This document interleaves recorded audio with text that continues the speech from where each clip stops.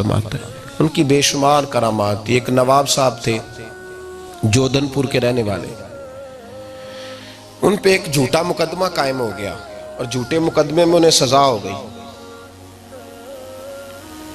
बहुत सारे लोग हैं जो बेगुनाह कैदी हैं, कई मुल्कों में हैं। मैंने सुबह भी आपसे दुआ कराई थी, हमारे एक अजीज़ हैं लीबिया में परेशानी का शिकार, और मेरी 2-3 दिन से फ़कत ये दुआ निकल रही है कि अल्लाह जल्दी उनके लिए असबाब पैदा फरमाए। दहशत गर्दों के हाथों लोग बड़े बड़े मजबूर हैं। आप सारे दुआ कीजिएगा अल्लाह पाक उन्हें भी आसानी अता फरमाए, और भी जितने लोग बेगुनाह कैदी हैं अल्लाह सबको रिहाई और निजात अता फरमाए। तो वो बेगुनाह कैद थे, नवाब साहब मुरीद थे आला हजरत के। तो ऐलान हो गया कि परसों सुबह 7 बजे इनको फांसी लगाया जाएगा, तख्ते पे लटका दिया जाएगा।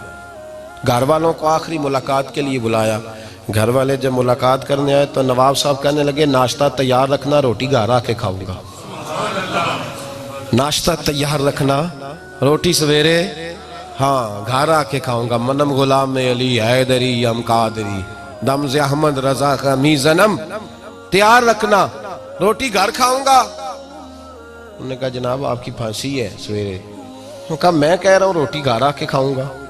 क्या हो गया? अब बच्चे पता क्या कह रहे हैं, बच्चे उनके बेटे जवान कहने लगे अब्बा जी का कोई ज़हनी मसला बन गया। बंदे को पता हो ना सवेरे मर जाना है तो उसके हालात इस तरह के हो जाते हैं। रिश्तेदार भी सारे कहने लगे कि वो बच्चे रोते हैं, बीवी रोती है, तो कहते क्यों क्यों रोते हो? तो मैं कहा ना रोटी घर आके खाऊंगा। चलो भाग जाओ, खा नाश्ता तैयार करके रखना। उन्होंने कहा नवाब साहब खिसक गए थोड़े से, इसलिए कि इस हालत में हो जाते, कमी बेशी हो जाती है। ऐन वो वक्त आ गया, लाश के लिए घर वाले आ गए, तख्तादार पे लटकाया जाने लगा।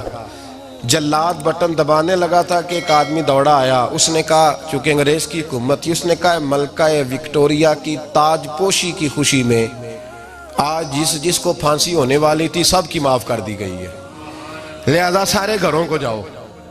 वो नवाब साहब तख्त से उतरे, बैठे, बग्गी लाश लेने आई हुई थी, 2 घोड़े, वो बैठे, लोग उनके दरवाजे पे इकट्ठे थे कि मैयत आ रही है। कहा बेवकूफ, वो कल नहीं कहा था कि नाश्ता घर आके करूंगा, नाश्ता घर आके करूंगा, कल नहीं कहा था, क्यों तमाशा लगाया बैन करने वाली? चलो लगाओ दस्तरखान। लोग कहने लगे नवाब एक दिन पहले ही बताता था, हमें भी बता बात क्या थी। तो कहने लगे इमाम अहमद रजा का मुरीद हूं, इमाम अहमद रजा का मुरीद हूं।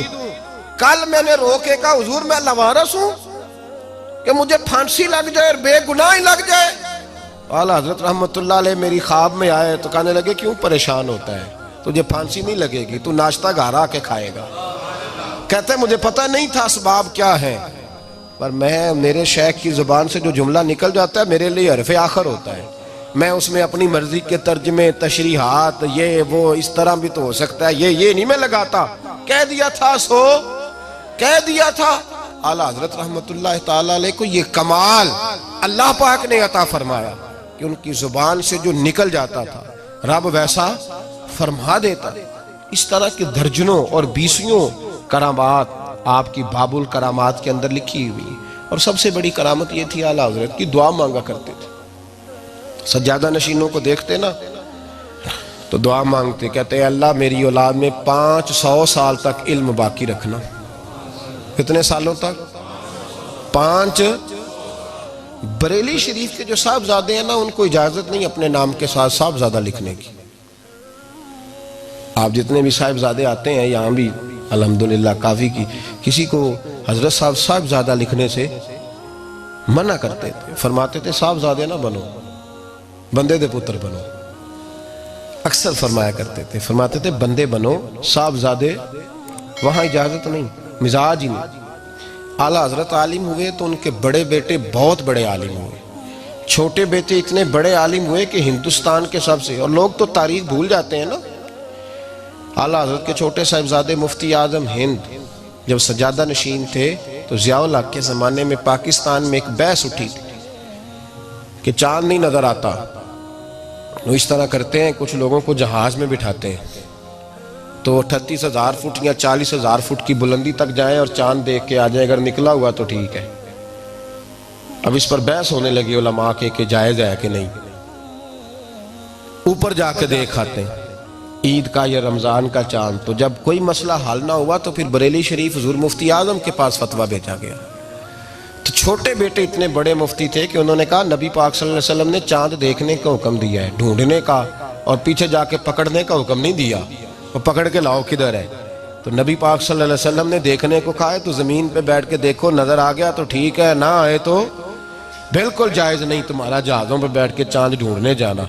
तो उनके फतवे पर पाकिस्तान में ये करारदाद मंजूर हुई कि चांद ऊपर जाके देखा नहीं। इस तरह के दर्जनों फतवे, बीसियों फतवे